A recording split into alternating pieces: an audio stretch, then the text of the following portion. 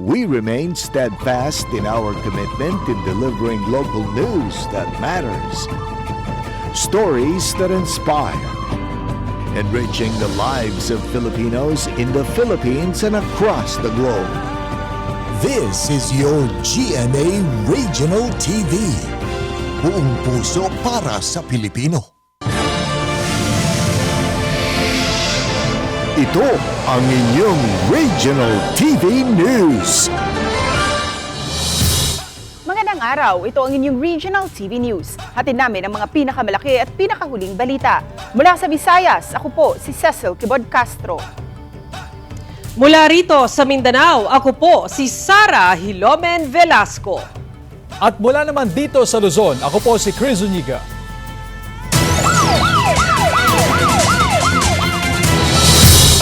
Nasabat sa checkpoint sa Litagtag, Batangas ang humigit kumulang 2 tonelada ng hinihinalang shabu.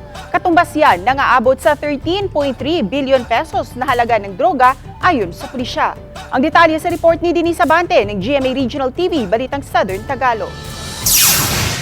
Mag-aalas 8 ng umaga kahapon nang harangin sa checkpoint ng Alitagtag Police ang van na ito sa bahagi ng barangay Pinagkurusan, Alitagtag, Batangas. Ayon sa pulisya, naging kahina-hinala ang kilos ng 47 anyos na driver nang hingin ang driver's license nito. At nang tingnan ang loob ng sasakyan, nakita ang mga nakabalot sa plastic at nang tanggalin ang plastic, tumambad sa otoridad ang daan-daang sealed container na naglalaman ng hinihinalang shabu. Ayon sa otoridad, tinatayang nasa mahigit kumulang 2 tonelada ang nasabat na shabu na nagkakahalaga ng humigit kumulang 13.3 bilyong piso. Ito na ang pinakamalaking halaga ng droga na nasabat ng pulisya sa bansa ayon kay Secretary of Interior and Local Government Benhor Abalos Jr. Ito na siguro ay makasaysayang pinakamalaking huling droga sa kasaysayan ng ating bansa.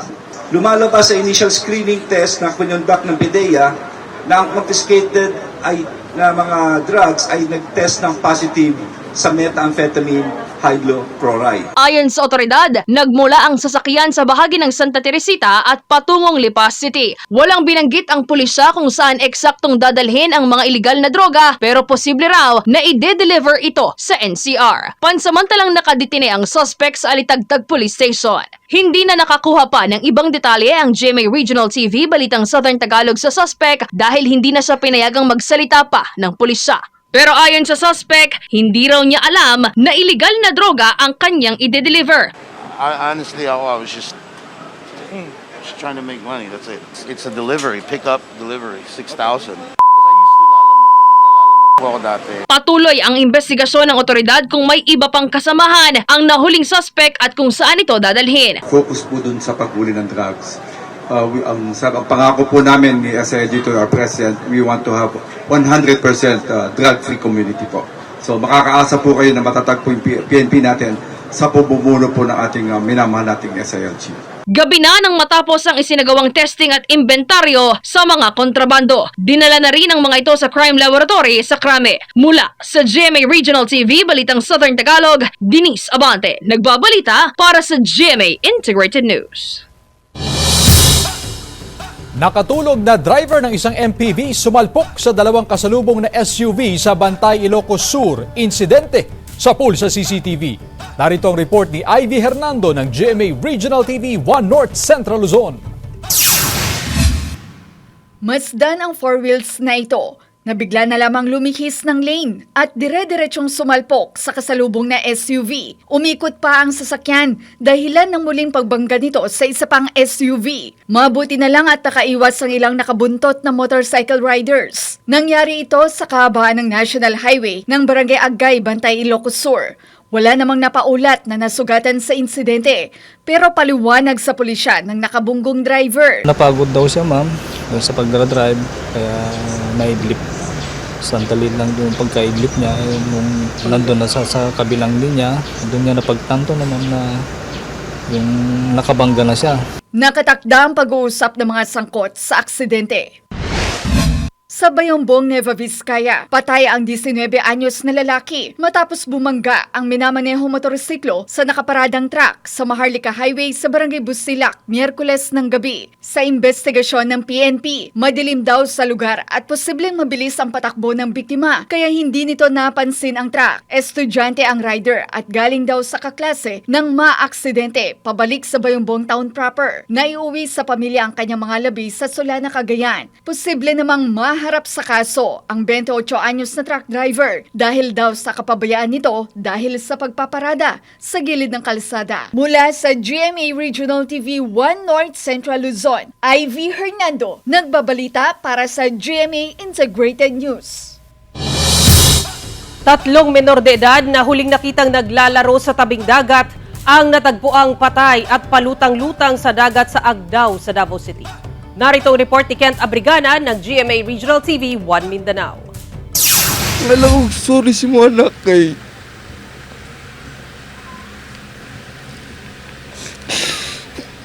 Wala ka na kung naluwas na katong naunsa juga ka ito pagkalunod na.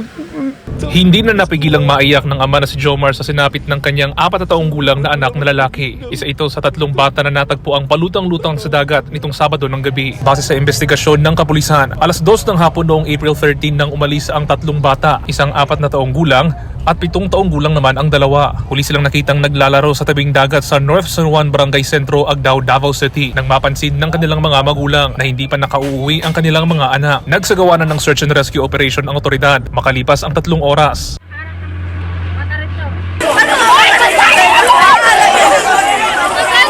Natagpuan ng otoridad ang katawan ng 4 na taong gulang na bata. Sinubukan pa itong iligtas ng mga otoridad. Maya-maya pa, isa pang katawan ang na-recover ng mga otoridad at huling natagpuan ang wala na ring buhay na katawan ng isa pang 7 taong gulang na bata sa ilalim ng isang floating house sa lugar. Wala nila mamatikding sa nadugay sila doon yung taob na di ay. So, siguro, pagos nila uli na kay kilom-kilom na, hapon na. Wala nila mabantay nga lalom na. Hindi naman lubos matanggap ni Lola Leonor ang sinapit ng kanyang 7 taong gulang na apo. Dili ko kaya nga anak siya. Kay bata pa gud na siya, nya na-diri sa mua. Nya yang mama nasa ospital. Nya ako lang diri ang gibinlan ba. Sa susunod na linggo nakatakdang ihatid sa huling hantungan ang mga labi ng 3 bata. Mula sa GMA Regional TV 1 Mindanao, Kent Abrigana, nagbabalita para sa GMA Integrated News. Nilooban ang bahay ng isang pulis sa Lapu-Lapu City, Cebu. Isa sa 3 sospek arestado nitong Sabado ng madaling araw. Sa palikuran ng bahay, dumaan ang mga kawatan kung saan tinanggal ang mga jealousy sa bintana. Natangay ng mga sospek mula sa bahay ang 3 cellphones at savings ng pulis na nasa 30,000 pesos na gagamitin sana niya sa kanyang pagpapakasal sa Nobyembre. Ang bayaw ng pulis ang nakadiskubre ng pagnanakaw at agad siyang sumigaw para humingi ng tulong. Dahil dito, nagmadaling lumabas ng bahay ang mga sospek. Huli ang isa sa mga sospek na minor de edad na nagtago sa loob ng kapitbahay ng biktima. Na-recover ang 2 sa 3 cellphones na ninakaw. Ayon sa biktima, napansin na nito na minamanmanan ang kanilang bahay. Subalit hindi na niya namalayan nang pasukin sila ng mga kawatan. Ayon sa sospek na sinampahan na ng kasong robbery, paghihiganti umano ang pakay nila. Ang pulis umano ang bumaril patay sa kapatid ng isa niyang kasamahan sa isang bypass operation. Isang sasakyan na patawid sa riles ng tren sa Pili, Camarines Sur na hagip ng dumaang tren. Driver, inaantok daw ayon sa PNP. May detalye si Chris Novello ng GMA Regional TV, Balitang Bicolandia. Maswerteng nakaligtas ang lalaking ito matapos mahagip ng dumaang tren ang minamaneho nitong pick-up pasado alas 9 ng umaga nitong Abril 14 sa Barangay Anayan, Pili, Camarines Sur. Ayon sa ilang residente sa lugar, pinilit umano ng pick-up na tumawid sa riles. Sige man so abanti kaya niya. Sabi ko may train, nagpaparaarag na ako kaya. Bumusin na naman daw ang tren pero nahagip pa rin ito ang sasakyan. Lumalabas sa investigasyon ng kapulisan na hindi raw napansin ng driver ng pick-up na paparting na tren na papuntang Naga City. Pigkukurawan daw siya kang tao. Dahil niya man nariparo. Kaya kang pag kang ungus niya duman sa kang sasakyan niya, nahagip na siya kang tren. Dahil niya napansin data puyat siya. Kaugnay nito, hiniling ng Barangay Council ng Anayan sa PNR na malagyan ng crossing barrier ang lugar para maiwasan na ang kaparehong insidente. Kung pwede lang, makapaglagsin ng barricade bagang kung may maabot na kunyan, may maabot na train, igwasin ng pang-stop kunyan. Nagkausap na raw sa ngayon ng management ng PNR at ang sangkot na driver hinggil sa insidente. Sinisikap naman ng GMA Regional TV Balitang Bicolandia na makuhanan ng pahayag ang PNR at ang driver ng naturang pick-up. Mula sa GMA Regional TV Balitang Bicolandia, Chris Novello nagbabalita para sa GMA Integrated News. Nasawi ang isang bedridden na lola matapos matrap sa loob ng nasusunog na bahay sa Binalbagan, Negros Occidental. Sa Cebu City naman, 2 bahay at isang warehouse ang nasunog. Nakaalerto si Kim Salinas ng GMA Regional TV 1 Western Visayas. Hindi nakaligtas ang 76 anyos na lola nang matrap ito sa loob ng nasusunog nitong bahay Sabado ng gabi sa Barangay San Jose sa bayan ng Binalbagan, Negros Occidental. Ayon sa Binalbagan BFP, walang kasama sa bahay ang biktima na isang bedridden kaya hindi ito agad nakalabas. Siya lang sa bilhin sa balay nila. May okasyon sa plaza, sa Garason, dosis kada dito that time. So siya lang nabilin niya sa natrap siya sa iyang kwarto. Maliban sa bahay ng biktima, totally gutted din ang 3 katabing bahay. Iniimbestigahan pa ang pinagmula ng sunog na nag-iwan na mahigit 280,000 pesos na danyos. 2 magkahiwalay na sunog naman ang sumiklab sa Cebu kahapon. Nangyari ang unang sunog sa Barangay Guadalupe, Cebu City, kung saan 2 bahay at isang warehouse ang tinupok ng apoy. Tinatayang nasa 12 million pesos ang iniwang danyos ng sunog. Naapula ang apoy makalipas ang 3 oras. Patuloy nang inaalam ng BFP ang sanhi ng sunog. Sa Mandaue City, nirespondihan naman ng BFP ang isang grass fire sa bakanting lote sa reclamation area.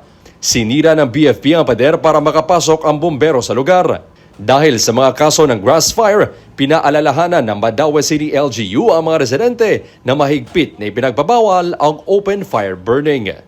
Mula sa GMA Regional TV 1 Western Visayas, Kim Salinas, nagbabalita para sa GMA Integrated News. Pink Sand Beach o Santa Cruz Island sa Zamboanga City, kabilang sa top 11 most beautiful pink beaches in the world ngayong 2024. City Tourism Office may mga inihandang aktibidad na pwedeng ma-enjoy ng mga turista ngayong tag-init. Ang detalye sa report ni Chris Arepita ng GMA Regional TV 1 Mindanao. Taong 2017 nang kinilala ng National Geographic ang Santa Cruz Island o Pink Sand Beach sa Zamboanga City bilang isa sa 21 best beaches in the world. At ngayong 2024, muling kinilala ang nasabing isla bilang isa sa top 11 most beautiful pink beaches in the world ng isang travel group.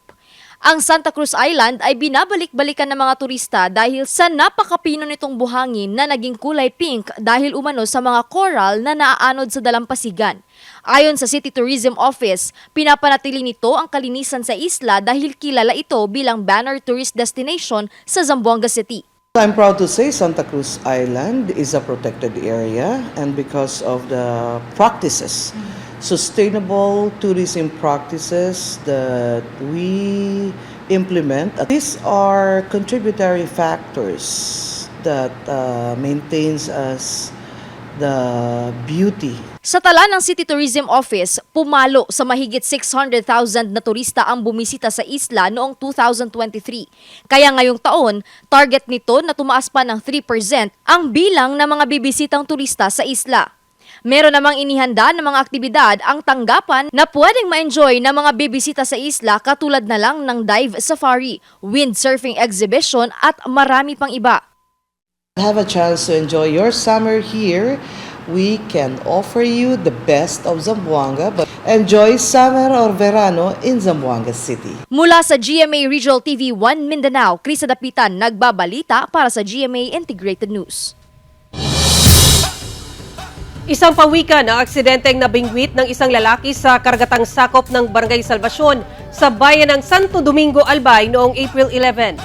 Kwento ni Miguel Bandagosa, habang nangingisda siya sa dagat sa naturang lugar, inakala raw niya na malaking isda ang kanyang nabingwit. Pero nang lumitaw, isa palang malaking pawikan na tinamaan ng hook sa flipper nito. Inabot daw ng halos 15 minuto bago tuluyang natanggal ni Miguel ang hook na sumabit sa pawikan. At nang matiyak na maayos naman ang kalagayan nito, agad din niyang pinakawalan ito sa dagat. Nagpaalala naman ito sa mga mangingisda na protektahan ang mga pawikan at iba pang wildlife at kung may makikita ay agad na ipagbigay alam sa mga otoridad. Nang nakita ko na okay naman, medyo malakas and nakakapaglangon na siya na maayos. So, I decided to release. But before that, nag-isip sana ako na humingi na sana ng tulong sa authorities kasi nga, medyo nahirapan nga ako doon sana. So, pagtanggal lang ko.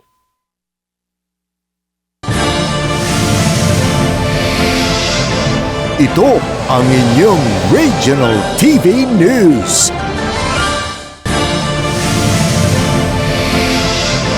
Ito ang inyong Regional TV News. Isang buwang gulang na lalaking sanggol sa Iloilo City nasawi dahil sa pertussis. Habang sa Bacolod City naman, umakyat na sa 6 ang kumpirmadong kaso ng nasabing sakit. May detalye si Zen Kilantang Sasa ng GMA Regional TV 1 Western Visayas. Zen? Cecil Puspusan ang isinasagawang pertussis outbreak response ng Iloilo City LGU matapos umabot na sa 10 ang kumpirmadong kaso sa lungsod. Kaya hinikayat ni Iloilo City Mayor Jerry Treñas ang lahat ng kawani ng CHO na ipagpaliban muna ang pagbiyahe upang matutukan ang pertussis outbreak response sa mga barangay. Nakapagtala ng Iloilo City ng pinakaunang kaso ng pagkamatay dahil sa sakit na pertussis. Ito ay ang isang buwang gulang na sanggol na lalaki na nakitaan ng sintomas ng pertussis at namatay noong March 31. Pertussis death is a 1-month-old from La Paz. So, why pa ni siya nakabaton sa iyang for pertussis na vaccine. Kaya para mas mapaiting pa ang pagbabakuna sa mga sanggol, nagbigay ng 6,000 doses ng pentavalent vaccines ang Department of Health sa Iloilo City LGU. Prioridad na mabigyan nito ang mga barangay na may mga kaso ng pertussis. Ang gina-distribute ni natin sa tanan ng mga district health centers, may araman to sila number of allocations based sa kung sino ang may mga cases ng pertussis. Sa Bacolod City, umakyat na sa 6 ang kumpirmadong kaso ng pertussis base sa datos ng City Health Office mula January hanggang April 6, 2024. Na-discharge na sa ospital ang 6 na pasyente na nasa edad 1 hanggang 5 buwan. Ang mga babies, ang ilang airway, nubo lang nakatama. So, mas dasig sila in pneumonia. Pwede sila dayon magmasakit.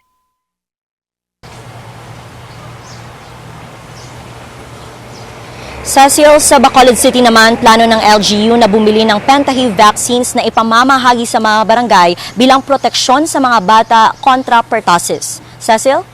Maraming salamat, Zen Kilantang Sasa ng GMA Regional TV 1 Western Visayas. Simulation sa roundabout sa Mandaue City, Cebu nagdulot ng kalituhan sa mga motorista. Kung bakit, alamin sa ulat ni Nico Sereno ng GMA Regional TV Balitang Bisdak. Kuha ito noong linggo sa isinagawang experimental traffic scheme sa isang intersection sa Mandaue City na nilagyan ng rotonda. Ang lugar na ito ang isa sa mga crucial intersection sa lungsod na daanan sa mga galing at papunta sa Mactan Cebu International Airport at papuntang Northern Cebu via Cansaga Bridge. Sa isinagawang simulation, dinisable ang traffic lights at naglagay ng plastic barrier na ginawang rotonda. Subalit kahapon ng umaga, ipinahinto ang ginawang experimental scheme at bumalik sa dating sistema, bunsod ng dami ng reklamo at ang pagbagal sa daloy ng trapiko sa lugar. Naghuot mo yun. Oo. Nakita. Mas maayo yung traffic light? Mas maayo yung traffic light, sir. Kay? Ay, hapsay atong dagan ba? Okay rin eh, arang rin eh. So kung ikaw pangutanon, mas maayo Oh, mas maayo rin eh. Nga kay? White traffic na siya, kontratong nairotunda. Ayon sa lokal na pamahalaan, ang paglalagay ng roundabout ay simulation lang upang maibsan ang trapiko sa lugar. Observation lang to, no? Yeah. From there, natay mga pagabuhaton. Nakita nato nga we need to have flaring sa mga intersections. Sa isinagawang simulation, kasama sa nag-inspeksyon si Cebu Governor Gwen Garcia. Sa report ng Provincial Capital, PIO, kinakailangan pang i-enhance ang roundabout system sa Mandaue. Kasabay nito, kinakailangan ding magsagawa ng road widening para sa mas mabilis na daloy ng trapiko sa Rotonda. Nakatakdang makipagpulong ang gobernador sa mga lot owners sa lugar para sa gagawing road widening. Mula sa GMA Regional TV, Balitang Bisdak, Nico Sireno nagbabalita para sa GMA Integrated News.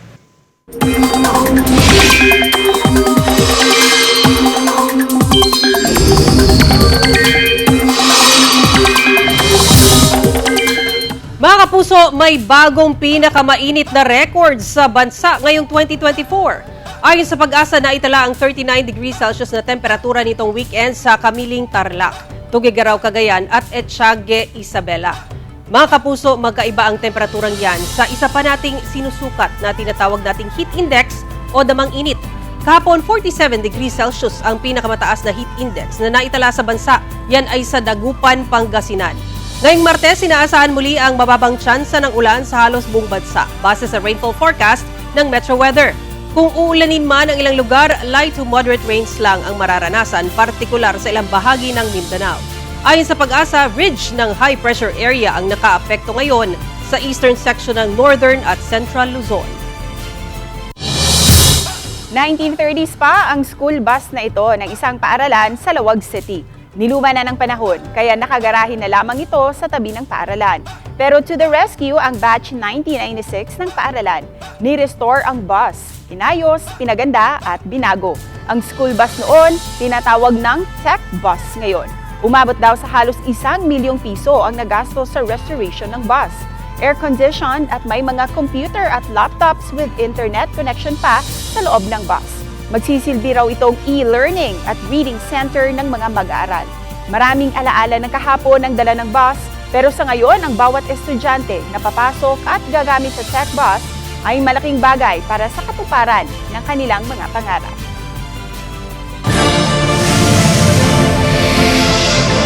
Ito ang inyong Regional TV News. Ito ang inyong Regional TV News.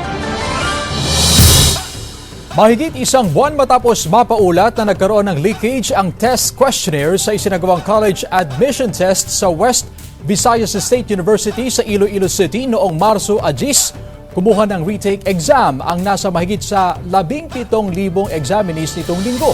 Upang hindi na bumiyahe pa ang mula pa sa malalayong lugar, nagkaroon ng testing centers ang pamunuan ng West Visayas State University sa Iloilo Province, Negros Occidental at maging sa Guimaras.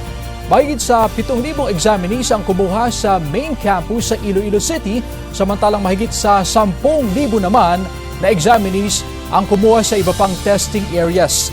Ayon sa ilang magulang na naghintay sa labas ng gate ng universidad, malaking bagay pa rin na makapasok ang mga anak sa WVSU sa kabila ng naging kontrobersiya sa umano'y leakage. Para naman sa ilang examinees, mas mahirap daw ang exam nitong linggo kung saan o kung iahambing sa nakaraang buwang college admission test. Sugatan ang isang lalaking rider matapos bumangga ang minamaneho nitong motorsiklo sa gilid na bahagi ng isang trailer truck sa Andaya Highway sa Barangay Panaytaya sa bayan ng Ragay, Camarines Sur pasado 2:00 ng madaling araw nitong April 14. Ang insidente sa pool sa dashcam ng nakasunod na sasakyan. Sa report ng Ragay Police Station, patungo sa bayan ng Sipocot, Camarines Sur ang direksyon ng truck nang biglang sumulpot ang motorsiklo sa isang intersection. Ngunit naalangan ito at tuluyang bumangga sa gilid ng truck. Wala umanong suot na helmet ang rider at ang lalaking back rider nito nang mangyari ang aksidente. Maswerte namang hindi nasaktan ang back rider habang agad ding dinala sa ospital ang rider matapos magtamo ng sugat sa katawan. Hindi na nagbigay pa ng pahayag ang mga sangkot matapos magkaareglo. Kilala sa Pidig, Ilocos Norte ang 6 na taong gulang na si Maxel Tria Cadiz o mas kilala sa tawag na Tria. Bukod sa cute at bibo, kinagigiliwan din siya sa social media dahil sa kanyang mga tula. 2 taong gulang pa lang si Tria, nahasa na sa salitang Iloco dahil sa kanyang lolo na kilalang manunulat sa Ilocano. Mga sariling akda ni Lolo Mario ang mga tula ni Tria na kanyang ibinabahagi sa social media. Para kay Lolo Mario, patuloy siya sa paglikha ng mga tula, hindi lang para kay Tria kundi sa lahat ng batang Ilocano. Tulad ng kasabihan, huwag maging banyaga sa sariling bayan. Ito ang nais maisapuso ni Lolo Mario at ang apong si Tria bilang Batang Makata. Halo-halo na sinangkapan ng malunggay at kalabasa, patok ngayon na pampalamig sa Lawag City. Narito ang report ni Gab De Luna ng GMA Regional TV 1 North Central Luzon. Kakaiba ang pangunahing sangkap ng halo-halo na ito sa Lawag City, Ilocos Norte. Ang mga gulay na karaniwang matatagpuan sa sikat na Ilocano dish na dinengdeng, pwede palang gawing panghimagas. Nadiskubre raw ito ng gurong si Jem nang makakita ng tanim na malunggay sa kanilang bakuran. Simple lang daw ang paggawa. Ilagay sa blender ang pinakulaang malunggay at condensed milk upang madurog. Paghaluin ng all-purpose cream, honey, vanilla, grated cheese at nadurog na malunggay para sa creamy base. Saka idadagdag ang pinakuloang kalabasa at taro sa mixture bago ilagay sa freezer. Pagkatapos ng 2 oras, pwede na itong haluan ng iba pang sangkap at toppings. Marami po tayong nakukuha ng vitamins at nutrients like iron, vitamin A at saka carbohydrates, in which carbohydrates is the good source of energy. Ayon kay Jem, wala pa raw 1 buwan ng recipe, ngunit marami na raw ang nahihikayat sa kakaibang twist nito, kabilang na ang kanyang mga estudyante. Pinipilahan din ang ice cream halo-halo overload sa Barangay Poblacion, Bugalyon, Pangasinan. Kasi dati may internet shop kami, kaso panay soft drinks, kaya nilakipan ko ng halo-halo. Kasi yung mga ingredients, iniluluto namin. Ako ang nagluluto lang, wala nang iba. Ilan sa sangkap ang minatamis na saging, makapuno, sago, gulaman, mais, gatas at homemade ube ice cream. Paghalu-haluin lang sa baso ang mga sangkap, lagyan ng gatas at muling lalagyan ng ube ice cream. Sa init ba naman ng panahon? Anumang sangkap ng halo-halo, tiyak na matatakam ka sa sikat na panghimagas na gawang Pinoy. Mula sa GMA Regional TV 1 North Central Luzon, Gab De Luna, nagbabalita para sa GMA Integrated News. Mga Ilocano dish ibinida ng mga mag-aaral sa Ilocos Norte Agricultural College ng Pasukin. Bukod sa pasarapan, pagandahan din ng presentasyon ng mga pagkain. Hindi mawawala ang dinengdeng at native tinola. 45 mag-aaral ang kasali sa pagluluto. Katandem ang kanilang mga magulang, gaya ng grade 7 na si John Mark at nanay na si Judilyn. Bagnet kare-kare ang pambato. Samantala, mapapanood niyo po ang episode na ito sa official website ng GMA Regional TV, www.gmaregionaltv.com. Pwede rin kayong bumisita sa aming official YouTube channel, GMA Regional TV, at i-click ang subscribe button para sa pinakamainit na balita mula sa mga rehiyon. Nais naming pasalamatan ang mga kapuso sa iba't ibang panig ng Pilipinas, maging ang mga kapuso natin abroad. Dahil sa GMA Regional TV, local news matters. Kami ang Regional TV News, buong pwersa para sa mas malaking misyon at mas malawak na paglilingkod sa bayan.